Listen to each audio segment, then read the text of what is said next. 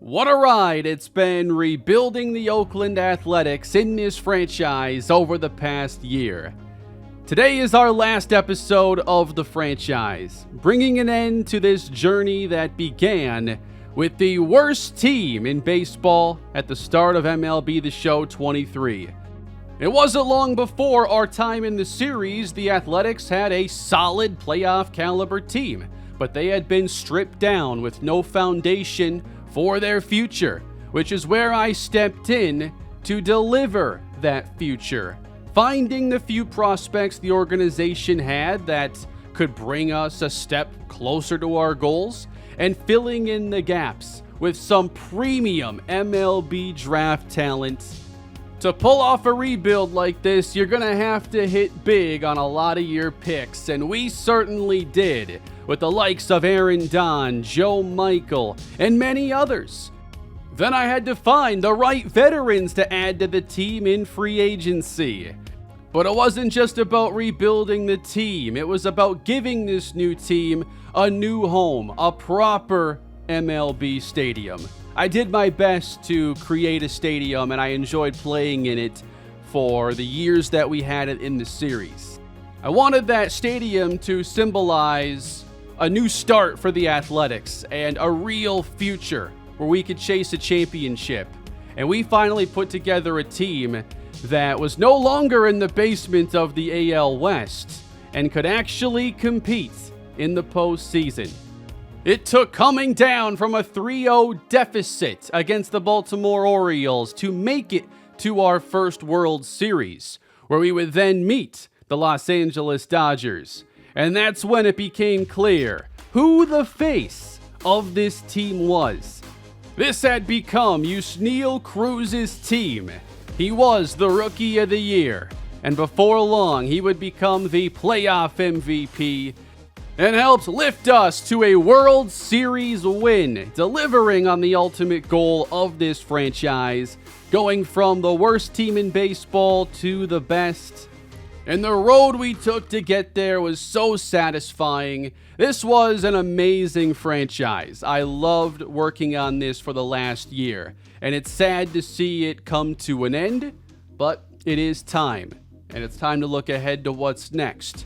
But for one more day, we're going to celebrate the Oakland Athletics franchise, and we're going to complete the series with a long trip into the future. So buckle up. We have a lot of years to cover. We're going to go pretty quickly as well, but we're going to reach the end of the baseball careers for all your favorite stars in this franchise. Here are all the career stats for the players at this point before the long-term simulation. And we're beginning today in the postseason following our World Series win, but our run has been ended in the ALCS after 6 games. This was covered in the previous episode. We lost that series to the Kansas City Royals, who went to the World Series to meet the San Francisco Giants. This series went 7 games.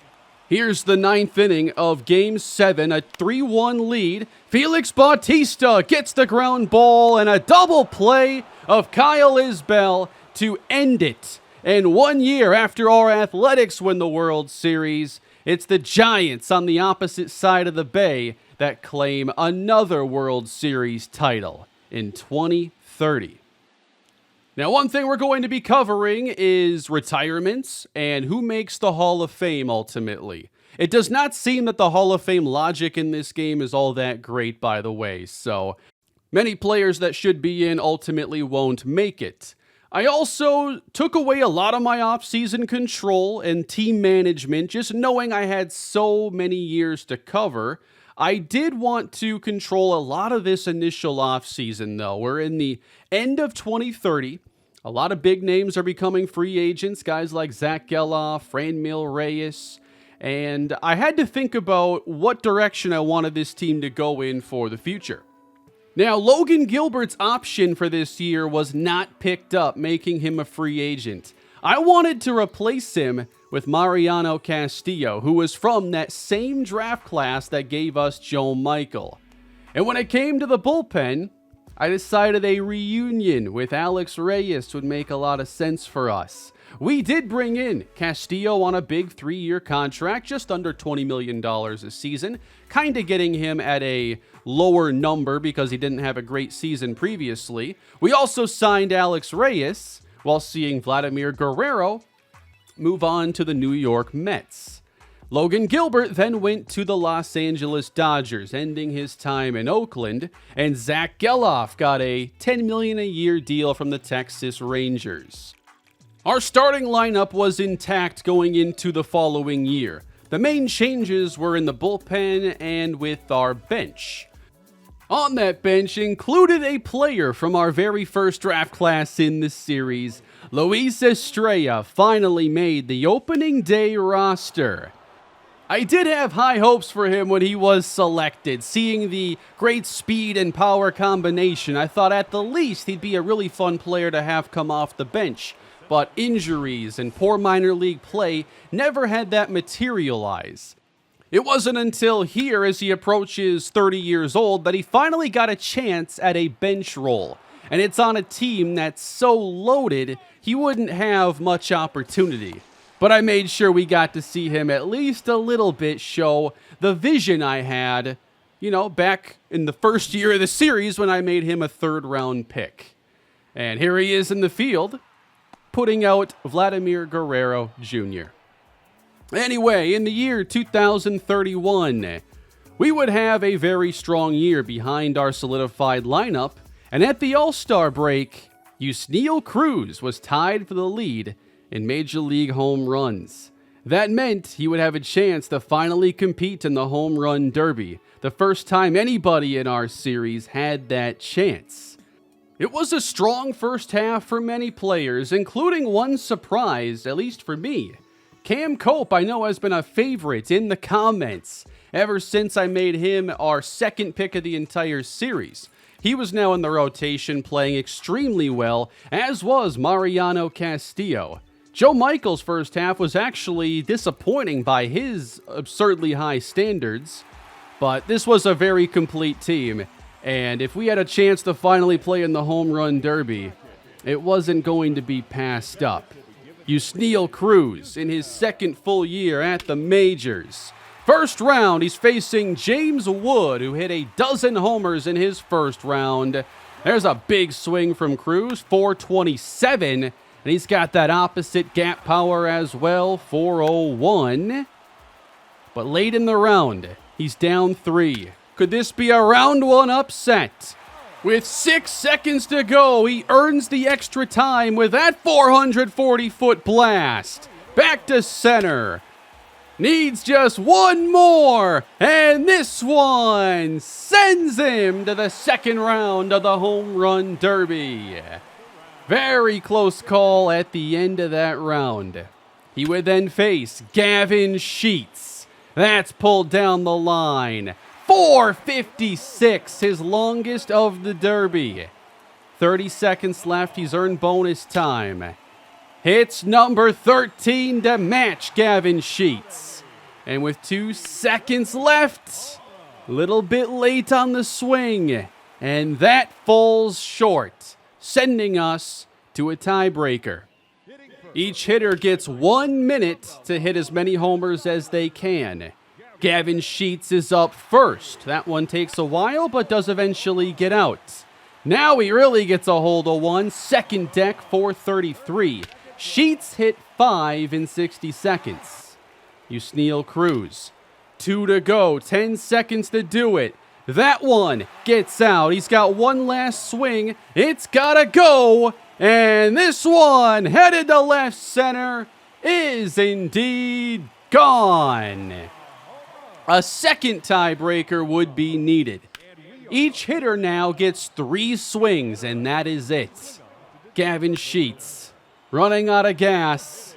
He is unable to hit a home run with any of these 3 swings.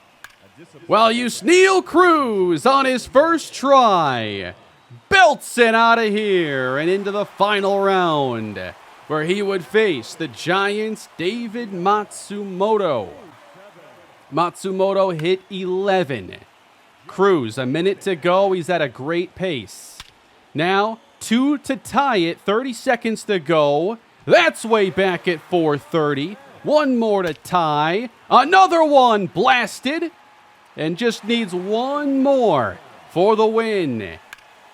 Deep left field, Yusniel Cruz is your home run derby champion.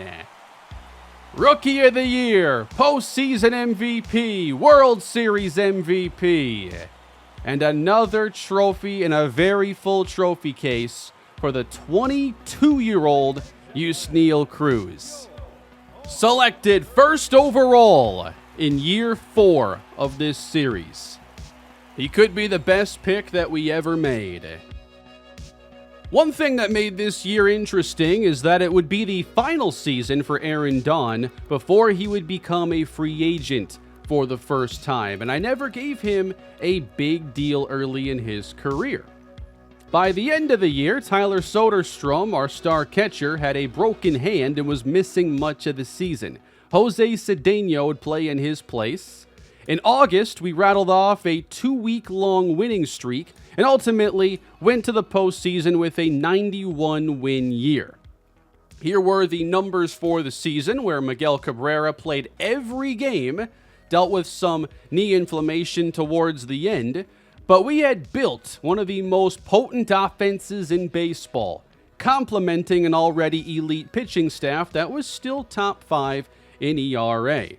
Yusniel Cruz led the team with 42 home runs. By the age of 22, he already had 2 40-plus home run hitting seasons.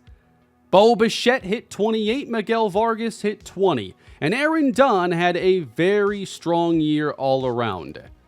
In the previous offseason, I gave Miguel Cabrera a large 7-year contract because I thought he was a big piece of this team's future. I gave him a deal before considering it with Aaron Donn. Here's Manny Reyes, whose power numbers struggled mightily in his second full year, only hitting 14 homers and barely slugging 400. Mariano Castillo coming to Oakland was a huge success. We paid him less per year than we had paid Logan Gilbert, and he had rebounded with an incredible year. Cam Cope was also very strong, and by the end, Joe Michael was the top pitcher on the team in regards to WAR. This rotation had gotten even better moving on from Logan Gilbert. Yusniel Cruz was the AL MVP runner-up, as Austin Meadows had a significantly better batting average, and Mariano Castillo was second in Cy Young voting. One thing that also caught my attention in this year was that we again had baseball's top prospect. I couldn't initially remember how we had acquired Mitchell Durham. However, he was brought to us in the Vladimir Guerrero trade. He was the prospect I had handpicked to receive in return, and in just 1 year at the minor league level, he went up 8 points of overall. So again, the A's had another top prospect. In the postseason, we would sweep the Chicago White Sox in the ALDS, setting up a rematch with Baltimore in the ALCS. We would win the finale against the White Sox against our old pal Gunnar Hoagland, with Ken Waldichuk taking the victory. In our rematch with Baltimore, they would have us again facing elimination. In Game 6, it would be Joe Michael versus Walker Buehler, in a pitcher's duel as you would expect with these two. It wasn't until the 7th inning the Orioles finally scored a run.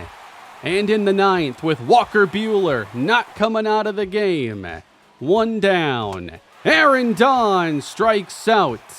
Oakland down to their final out.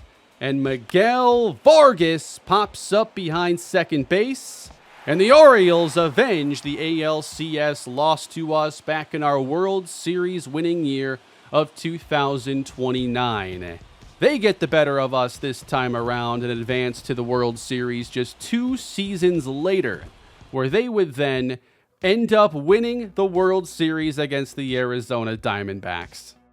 For us, that was 4 consecutive years of at least making it to the ALCS series. We only made it to the World Series once in that stretch. Here is a look at our budget going into the following offseason. Aaron Ashby, by the way, had become our closer as he was getting older, starting to regress. But as I handed over a lot of the team control, different roles like this came about, and he had 47 saves. When it came time for the offseason, I decided we would offer a deal to Aaron Don. For a while, because of his offensive inconsistency, I thought we'd let him go. But his defense is elite, and I thought we'd have a much better chance of keeping this championship window open if we kept him around. And ultimately, we did sign him to a 4-year deal. I wasn't willing to go longer than that if I didn't have to, but Aaron Don stuck around, while Dylan Carlson and Bo Bichette left in free agency. As we got to 2032, the team is mostly intact. Drew Gilbert and Tyler Black are two new faces in the starting lineup, and we start to see different pitchers come up taking roles, like Alfonso Montes, Eddie Enriquez, and some other players that I have drafted and developed throughout the series. This marked an end to Dylan Carlson's time as an Athletic in the franchise, and after being a disappointing signing, his playoff heroics changed the entire perception of his time with us. Trey Sweeney had moved on, now to the Atlanta Braves. Once a promising shortstop that looked like a future all-star, his career got off track and he was now just an average starter, if that. Bo Bichette was good to have for a short while, but it was time to let him move on, and he actually took a smaller deal than I imagined he would with the Mariners, 2 years removed from an MVP season. Teams don't stay together forever in franchise. There's always some level of change, but we kept it to a fair minimum early in this long-term sim. So in 2032, we would get off to the hottest start in baseball, winning our first 12 games of the season. We would end up being a strong team once again, and again, Yusniel Cruz would go to the home run derby. I only ever played the first opportunity with him, however. At the All-Star break, Miguel Cabrera was one of our hottest players overall. Yusniel Cruz had 27 home runs to lead the team. And in the second half, we would open with another long winning streak. And as the season got towards the end, Yusniel Cruz actually had an opportunity at a 50 home run season at age 23. Here is his final game of the regular season, facing Michael Soroka. Bottom 3. Well, that's not leaving, but it's extra bases again for Yusniel Cruz. Surging towards 150 RBIs, he tacks on one here on his 51st double. In the ninth, Bo Bichette, now a Mariner, out of the reach of Yusniel Cruz, as the Mariners tack on an extra run to their lead and they win this finale. We'd ultimately win the division behind 95 victories, and Yusniel Cruz would fall a little short of 50 home runs on the season. We would go to the ALDS, beat the Boston Red Sox, then face the New York Yankees and beat them in 6 games, setting up a World Series between us and the Reds, where we would actually get swept behind another disappointing offensive performance. We could not claim that second title, and the playoff offensive woes again sneak up on us. In the offseason, a few more big names would have their deals come up. We would pick up an option, though, for Tyler Soderstrom to keep him around. And one of the original players from that first opening day roster, Ken Waldichuk, 35 years old, and he was still playing at a very high level. David Matsumoto and Vinny Gomez are two of the best players that were ever drafted in this series, and the Reds then signed both of them following their World Series win. In 2033, taking a look at our roster, we had about the same team as we did the season before. Aaron Ashby was now an 80 overall. He was still in that closing role. Gregorio Uribe, 25 years old, now more of a fixture in that bullpen. And in this season, we'd continue our dominant ways again. We had built up a strong team. We routinely won the AL West and did so again with 92 wins. Now, I meant to start getting some more clips when we got to this postseason. I screwed up in the simulating, and ultimately we'd face the Reds again in the World Series and beat them in the same year they had just signed two of baseball's biggest stars, and we did it in 5 games. That marks the second title for our Athletics in this franchise. Here was the finale against Cincinnati as we put 4 on the board in the first inning. The Reds, a 104-win team, by the way. Joe Michael fittingly gets us the win, Jackie Sechrist the save, and the World Series MVP goes to none other than Aaron Don, the same player who was one of the worst postseason performers for us on the offensive side, had finally put together his year. And it was the best year of his career. Glad we kept him around. After this season, at age 24, Yusniel Cruz had already broken 200 career homers and did have a 51 home run hitting season. Unbelievable how much he accomplished early in his career.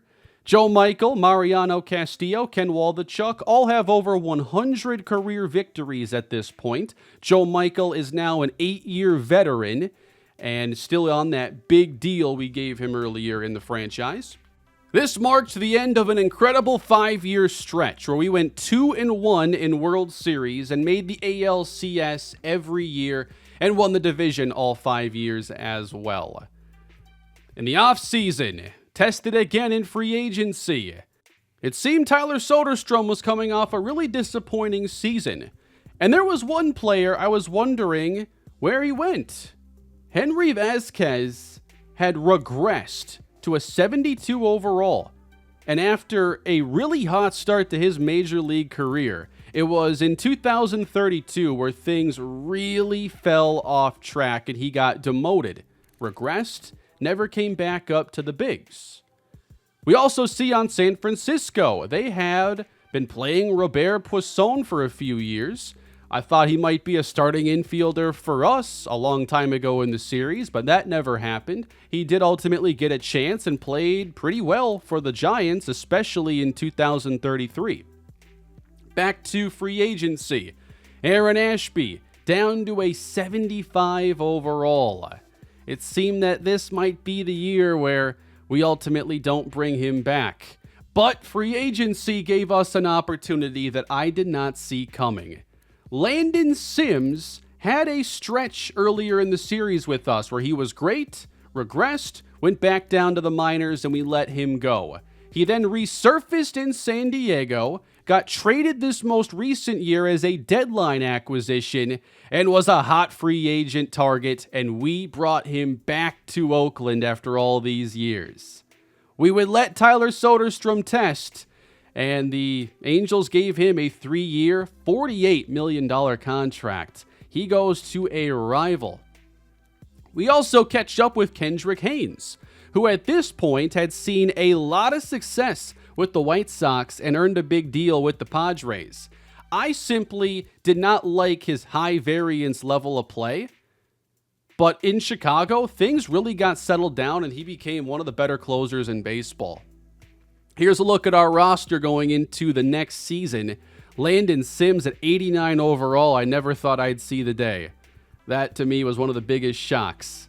But it was time for the number one prospect in baseball to take over a starting job in the outfield. Mitchell Durham was called up at the age of 22. After having great success with top prospects like Aaron Don, Joe Michael, Yusniel Cruz, we'd have our newest opportunity. We also had a top 20 prospect in Cedric Johnson at shortstop, who I did select in year 6 of the series as a 4th-round pick. I wanted to make sure we got at least one game in with Mitchell Durham, if he had a chance to be the star or the next star of this stretch of the franchise. Durham had great contact, high power upside as well. There's 109 off the bat through the middle with the speed to stretch this as well into second base. That's just a small taste of what Mitchell Durham can do playing in right field. Imagine an outfield with all three players being top prospects. Yusniel Cruz, Aaron Don, Mitchell Durham. It presented a very unique opportunity. I really wanted to see if we had another great prospect in this franchise after an unreal run with the success of our previous prospects. Well, we'd get this season underway in 2034 by playing again surprise at a high level. It was actually one of our most impressive seasons yet. We weren't even at the end of the year yet, seeing Yusniel Cruz at 46 home runs and Joe Michael at 19 victories. We would close the season out by finally having a 100-win year. Yusniel Cruz would finish with 54 home runs, another new career high. Manny Reyes would hit 26. The team overall, not as potent with the home runs outside of Cruz. Mitchell Durham would only hit 4, being more of a high average on base threat at this stage. But Joe Michael would win 20 games, Alfonso Montes 17. We were the top team in baseball, had our best regular season yet at 107 victories. We hit 289 as a team, better than the Reds. We even outscored them. We had over 100 runs more than the team in third place. Us and the Reds were on a different level compared to everybody else, and the pitching was still very good. If we already had 2 World Series and the team was getting even better, what would come next? ALDS against the Twins, we would go to a winner-take-all Game 5. It would be another low-scoring game with the offense unable to find much production. 1-0 in the 7th inning. It's Jose Cedeno grounding to second and getting doubled up. The great rookie Mitchell Durham grounds it to third base, and he is retired. Tommy Yee started this game for the Minnesota Twins. 100-plus pitches, and he wasn't coming out. He strikes out Julian Rodriguez. And in the 9th inning, this hit goes down the line from Joaquin Cordero, and the Twins are able to get some insurance, going up 3 runs. Looking ahead to the bottom of the 9th inning, Eric Gaudio comes in and shuts the door on us, ending our season here with a first-round knockout.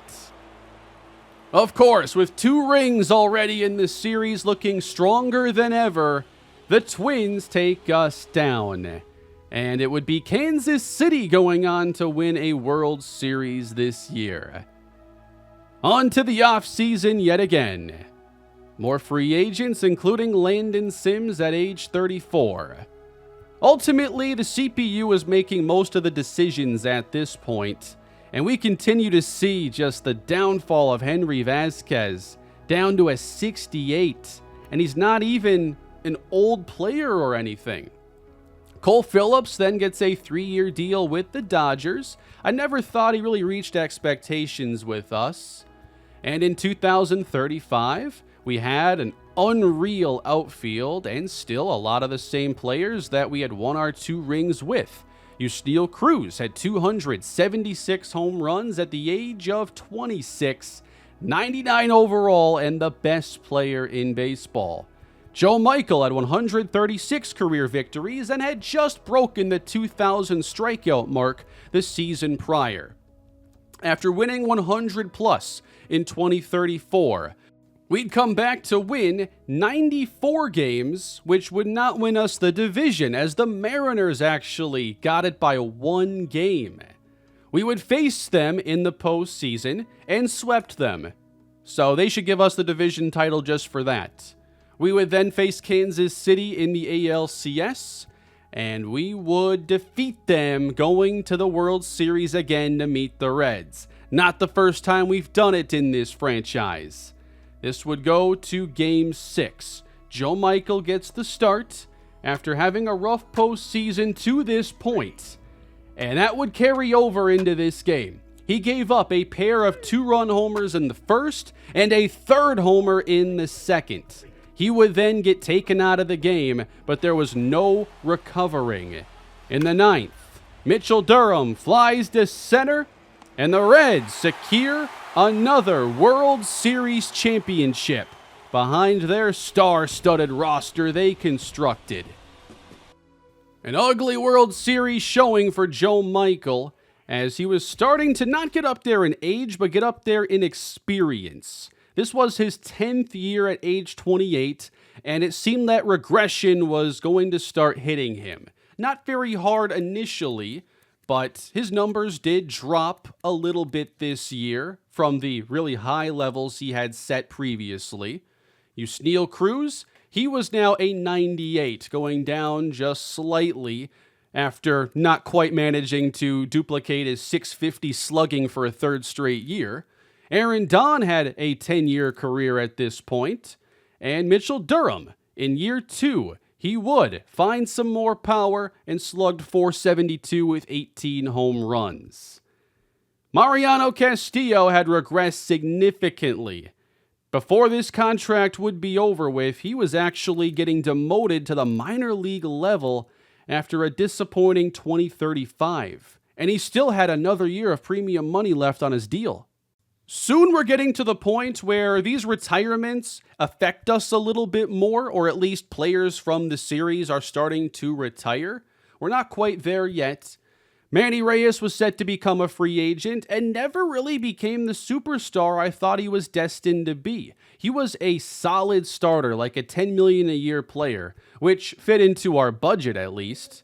At this point, Tyler Soderstrom with the Angels was really regressing more rapidly with his offense, and I think that we moved on from him at about the right time, even if his first year in Los Angeles was pretty successful. He had a 4.4 WAR.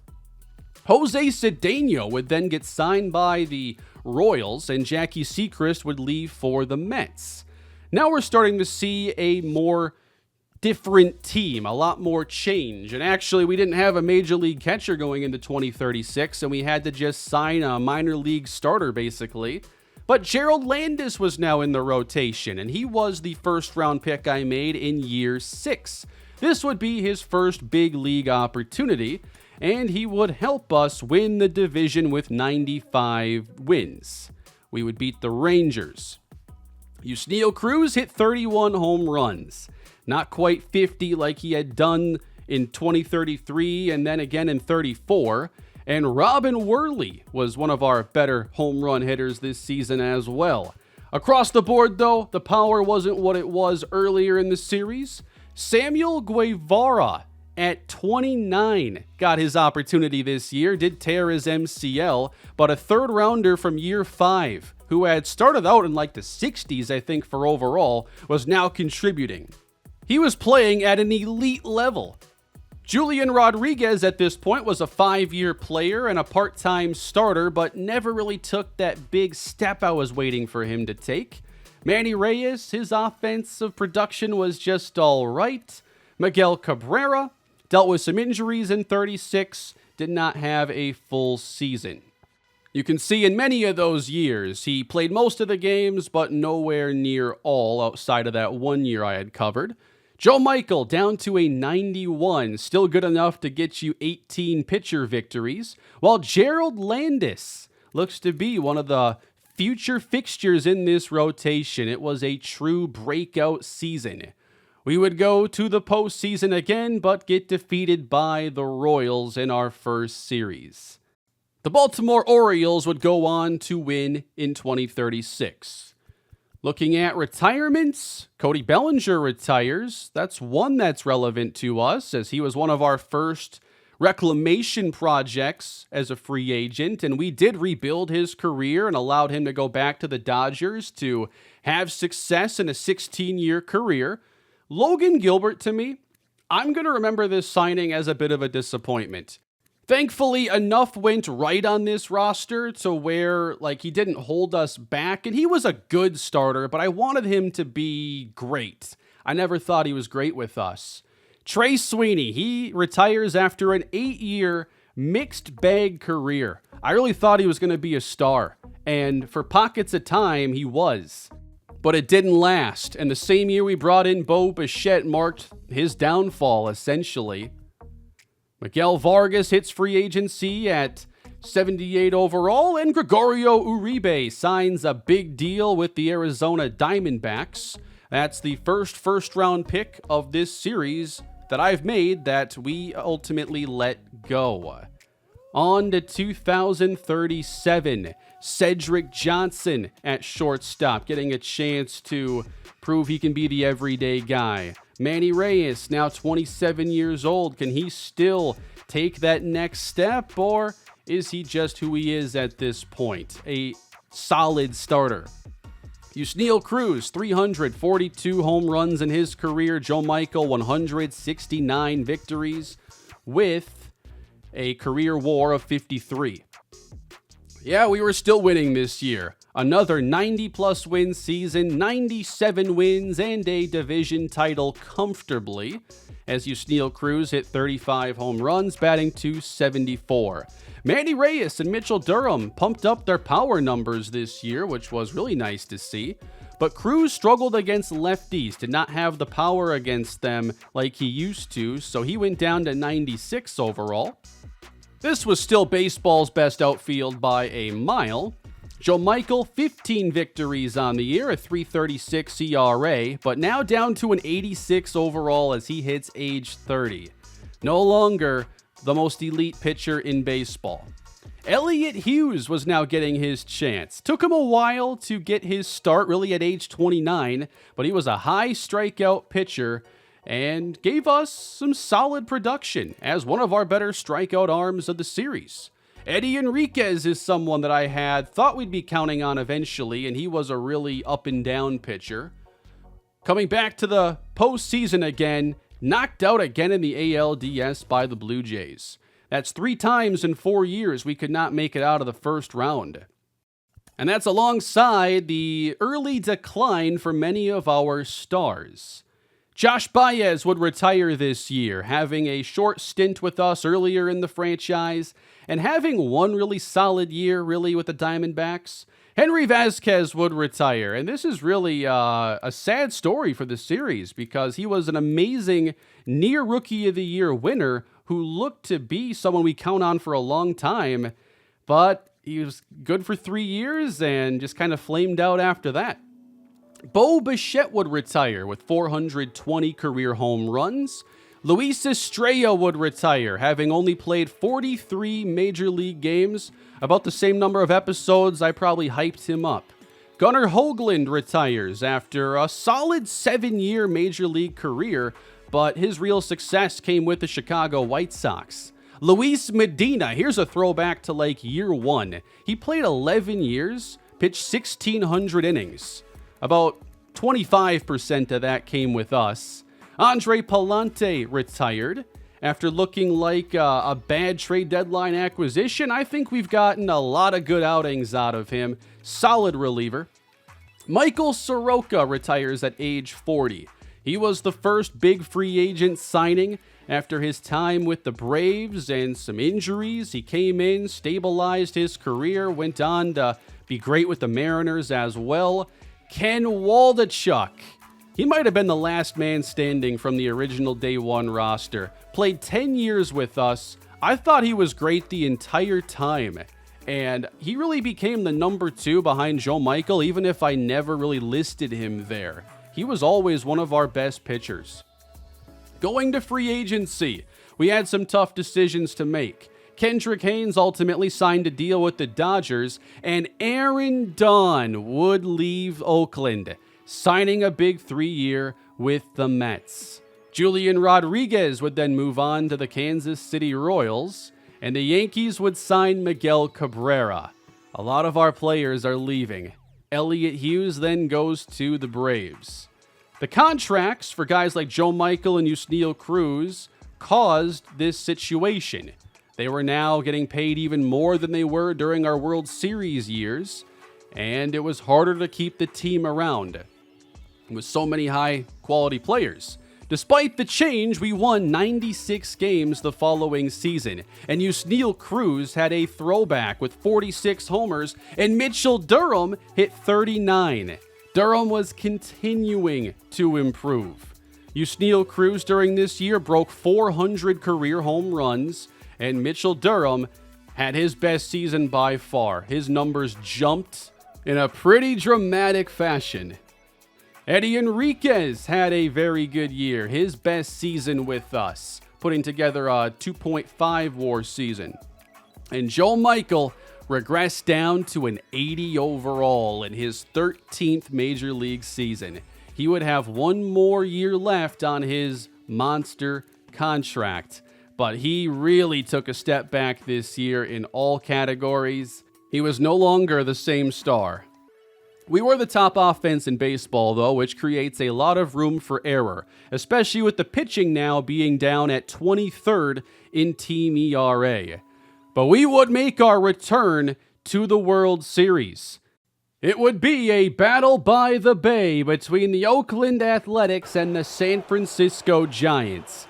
We would have a chance to clinch in Game 6, but Joe Michael making the start showed he just didn't have it any longer. Gave up 3 runs early, was charged with more in the second, and the Giants would win easily and force a winner-take-all Game 7. I recorded that entire game. I wanted to see if we could win at least one more championship before this was over. Eddie Enriquez would now be getting the start in Game 7. And Byron Garland cranks a home run to left to put the Giants in front in the first. Guess who is still putting together unreal postseasons? Yusniel Cruz, 8 homers, hitting .370, but Kevin Tejada gets him chasing. He strikes out here in the second. Let's go to Buddy Fitzgerald hitting with a man on, and that one is blasted to right and gone. I did not draft Buddy Fitzgerald. We're now at the point where many of these players, I had no part of bringing them in. I did trade for Eddie Enriquez, however. We got a runner in scoring position now for San Francisco as Garland sends one down the line, and he plates the second run as well. More trouble for Eddie in the third. 2 on and a drive to right field. Carmen Esparza breaks open Game 7 on a 3-run shot. The Giants take the advantage. We go ahead to the bottom of the 4th inning. Manny Reyes hitting. Manny Reyes to deep right field. Doesn't get out. Why'd I build the slope like that? For aesthetic purposes, honestly. He gets to second and tries to advance to third on the blocked pitch, and he's thrown out at third base. We gotta get these runs back. That's a big one to lose. But Daryl Voss, he gets a hold of a 2-run homer to bring us within 1. Top 5, 2 on for San Francisco. Base hit right field. Here is Durham firing home, nailing the runner at the plate, keeping this a 1-run game. In the bottom of the inning, Samuel Guevara, that's a drive to right field. 3rd round pick, year 5. Long-term investing, everybody, that's what it's all about. We're all tied now. Bottom 5. Cedric Johnson to the gap in right center. I drafted him too. Johnson gets extras. He'd make his way to 3rd. Yusniel Cruz strikes out on the high fastball. Can't bring him home. The inning comes down to Manny Reyes. Line towards left. It gets down. Oakland takes the lead. 6-5. Coming back from 3 runs down. Antonio Santiago comes in the 6th inning, leaving 2 on. A big strikeout ends the inning. Santiago, a year 3 draft pick. And Landon Sims brought him back. And he is able to get us out of the 7th with the lead intact. And coming in for the 9th, it would be year 3's competitive balance A selection, Edgar Gonzalez, the infamous reliever draft. Oh, and excuse me, swing to third base. Poole retired 2 away. Edgar Gonzalez, Byron Garland, fly ball right field. Mitchell Durham takes care of it, and the A's win their 3rd World Series of the franchise. Excellent Game 7 win. This was a really fun one to have the footage of. I was disappointed when I didn't get anything from the 2nd title because I screwed that up, but we got this one all taken care of. 3 rings from 2029 to 2038. What a stretch, and what a team that we constructed. I knew we'd start to see our star players decline. I was wondering how long the window would stay open for us, and it stayed wide open for a long time. Dylan Carlson would retire. I'll remember him as a postseason hero in this franchise. I don't even think about those regular seasons. He was always good defensively. Aaron Ashby, I think he was the 2nd most dominant pitcher of the entire series behind only Joe Michael. He would just come in sticky situations, and it felt like putting the game on rookie. He was that good. Vladimir Guerrero Jr. was our star until our prospects took over. He had a very good career, but I guess I maybe expected him to still be elite by the end of his time with us. The Rockies signed Tony Hawk. Just wanted to throw that out. I want a new Tony Hawk game. Going into the following year, it was the first time Joe Michael was no longer listed in our rotation. I had to manually put him in there, which was kind of sad. Gerald Landis, now the ace at 82 overall. We were no longer this elite pitching team. We weren't even average any longer. We were relying solely on offense to get us wherever we gotta go. And we had a lot of offense, thankfully. Landon Sims was still here at age 38. Amazing the run that he ended up putting together in the franchise. He would have a dominant 4-year run as our closer. And during the season, Joe Michael regresses further. Now a 77 overall, but with 199 career wins. I was eyeing 200 for a long time. Here against the Angels, we do get a few walks, a couple hits in the bottom of the 3rd to tack on a big 5-run inning, giving Joe Michael a lead. To be eligible for a win, as a starter, you must go 5 innings. Here's a man on, 2 down, base hit to right field, sneaks through. And next up with an 0-2, he hangs the curveball, and it's into center field for a hit. Angels tack on run number 3. Michael stays in. Tying run up, and it's lifted to deep right. But under it is Mitchell Durham, taking care of the 4th. In the following inning, Michael would strike out Emmanuel Broadway, giving him 5 innings and a 3-run lead. He would then get lifted from the game. In the 8th inning, Landon Sims trying to hold, strikes out Patrick Tomlinson, who is one of the best players in the series at this point. And Edgar Gonzalez, he gets the final frame. Joe Michael looking for win 200. Grounded to Darryl Voss. Ball game. 200 victories for our 1st-round pick in Season 2. Playing in the majors since he was 19 years old. That was a very important milestone I wanted to capture for Joe Michael. Being that it doesn't happen until the end of the game, they don't have a special banner or anything for it. but it was still pretty awesome to see that happen.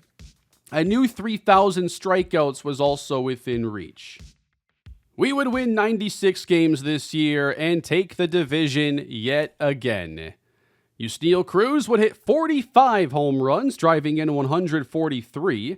Samuel Guevara and Mitchell Durham now were his counterparts in the outfield, all hitting at high levels with big power. The best three hitters on this team all manned the outfield. It was incredible we can move on from Aaron Don and Miguel Cabrera so seamlessly. Durham had become one of the best young players in all of baseball.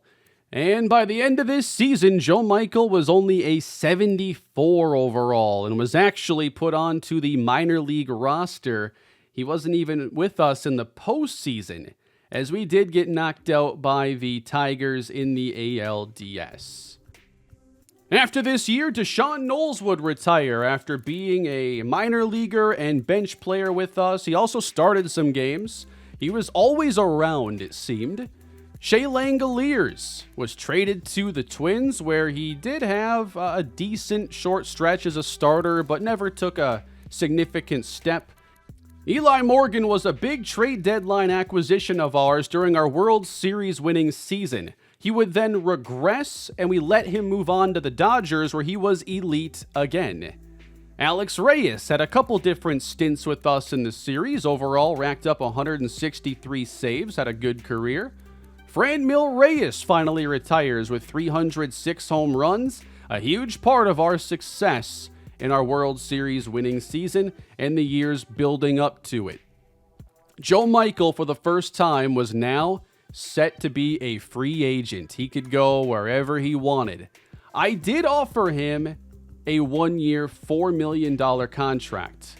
But in this offseason, Mitchell Durham got a massive 9-year deal from the Mariners, leaving us, and Sam Herron would also leave, going to the Mets. He was maybe our best bench outfielder.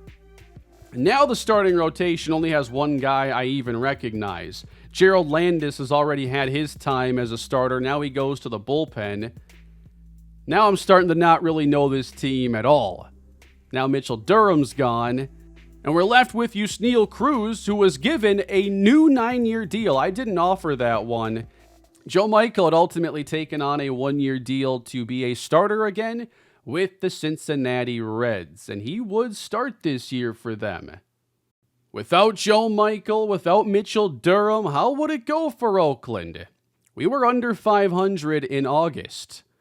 The only thing we had to look forward to was a milestone for Yusniel Cruz. At 31 years old, he had 499 career home runs. But on an August day against the Tigers, he would launch his 500th career home run. One of the most memorable players from this franchise will be Cruz, even if the core of this series only got to see him for a short while. He was that impactful. I would have loved to have more full years with a guy that amazing.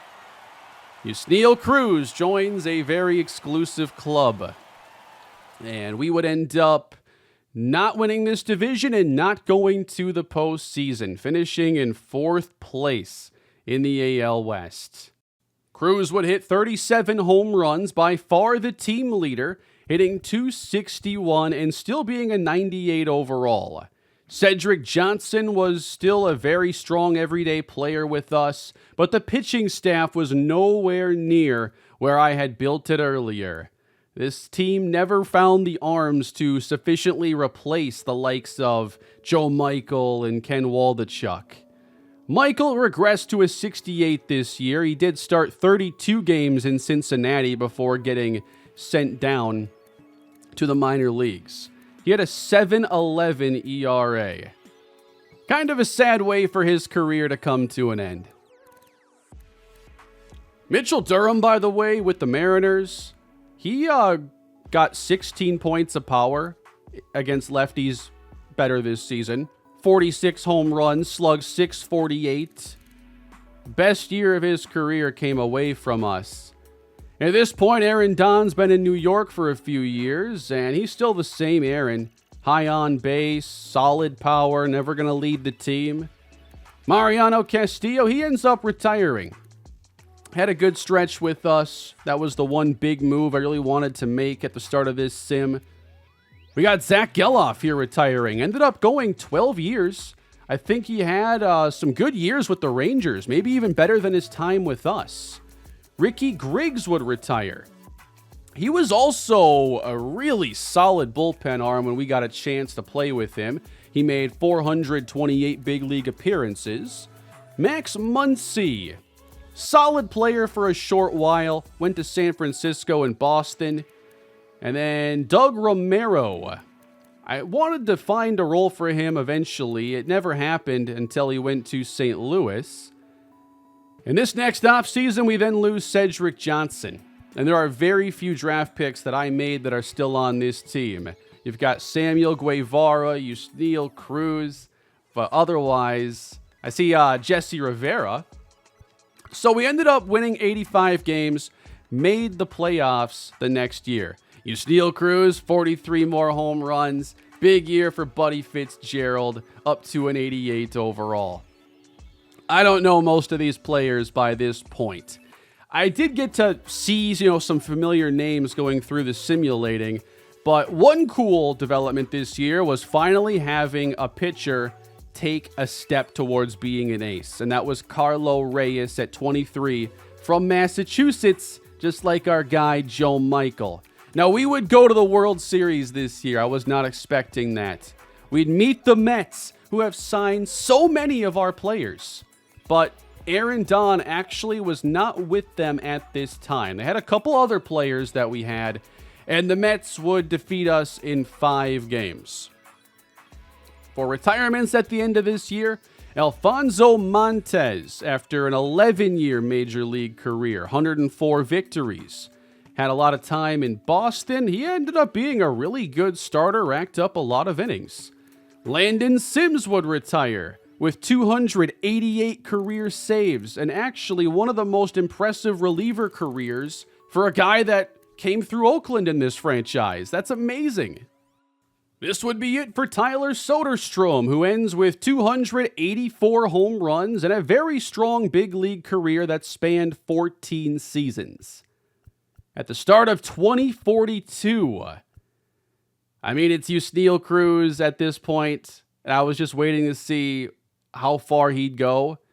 Joe Michael did not have a team this year, so I knew I'd have to wait for his retirement, and Aaron Don was now in Minnesota at 80 overall. Yusniel Cruz, 548 home runs at the start of this season, coming off a 43 home run year the season prior.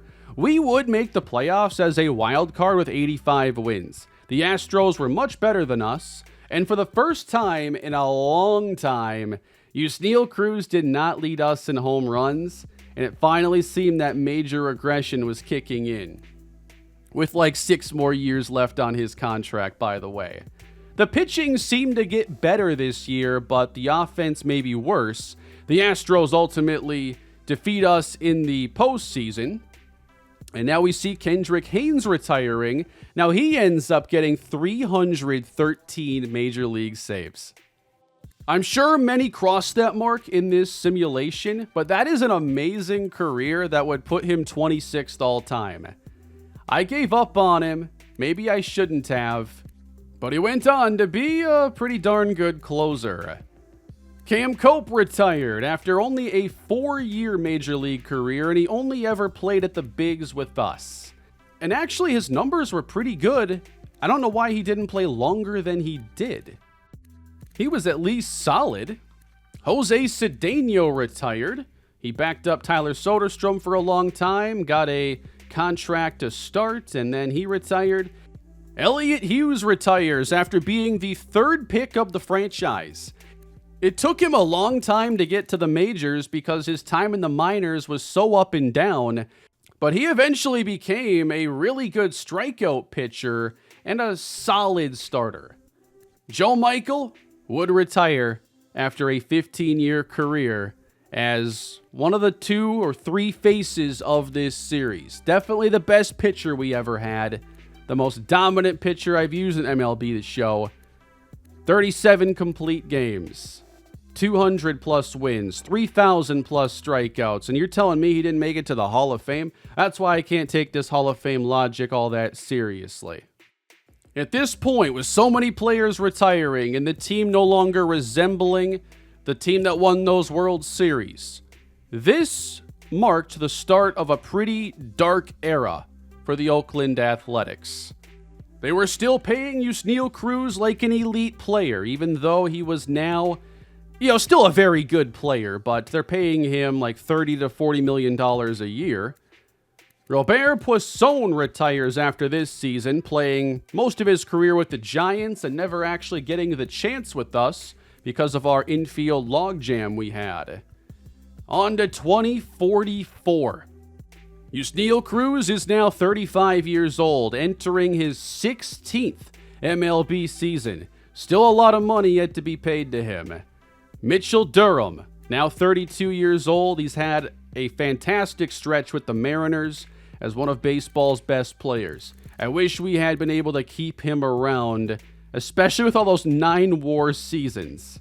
We actually bounced back this year. Maybe I was a little early, but we made the playoffs for the final time in this sim, only to lose in the first round to the Mariners. During this offseason, Reggie Rankin retired. I had pretty high hopes for him at one point, but he only ended up playing 362 Major League games. Ultimately, he was a limited player, only playing third base, and didn't have the power to stick around there and be a valuable player. Yusniel Cruz, now down to 78 overall, after only 16 homers the year before. Now you're paying all this money to maybe a replacement level player. That held us back. He made it to 657 career home runs as he dropped to 74 overall. He actually hit 34 this year, so he bounced back. Miguel Cabrera retired. And his career is an interesting one because I thought he had all the potential in the world, but he was extremely injury prone. It took a few years to build up his durability and to make it to the majors, where he stuck around and was great for a long time. But he ultimately has a career-ending injury, retiring with a torn Achilles in his late 30s. Here's Eddie Enriquez. He ended up playing a ton of games in this series, over 100 victories. Gerald Landis was one of my last first-round picks I actually made myself. Had some solid years. Definitely a good pitcher for a short while. Antonio Santiago. He ended up pitching in 280 career games. Jackie Sechrist, 630 relief appearances. I liked having him around. He was a solid reliever that I wish I had gotten to play with a little bit more. Gregorio Uribe was our first-round pick in that infamous reliever draft. Not sure that was the best pick in hindsight. I could have gone with another player we'll talk about shortly. Miguel Vargas, he retires after nearly not making it. He came close to just me giving up on him, but I stayed patient long enough for him to realize his potential. In 2046, Yusniel Cruz was the DH of the Oakland A's, as they only won 78 games, and Cruz would be demoted during this season. The A's were no longer a great baseball team. All the stars had come and gone. They had regressed. Cruz had played 18 years at this point. Luis Crespo retired. Remember him? I traded him to the Twins. I want to say that was the Joan Duran deal. He had a solid career there. But if I hadn't taken Gregorio Uribe in that one draft, Cleveland Haynes would have been my pick, who ended up being a solid shortstop but never a superstar. I did like Julian Rodriguez, who was one of the reasons I didn't take Haynes. I thought we could develop Rodriguez, and he just never really became that guy. He had a couple good years, but not what I had envisioned. We go through 2047. It was a bad year for us, and Manny Reyes now retires. He played 11 years and only ever suited up for the A's. but I'm not sure he was more than just a solid, above-average starter. Marco da Silva was traded away.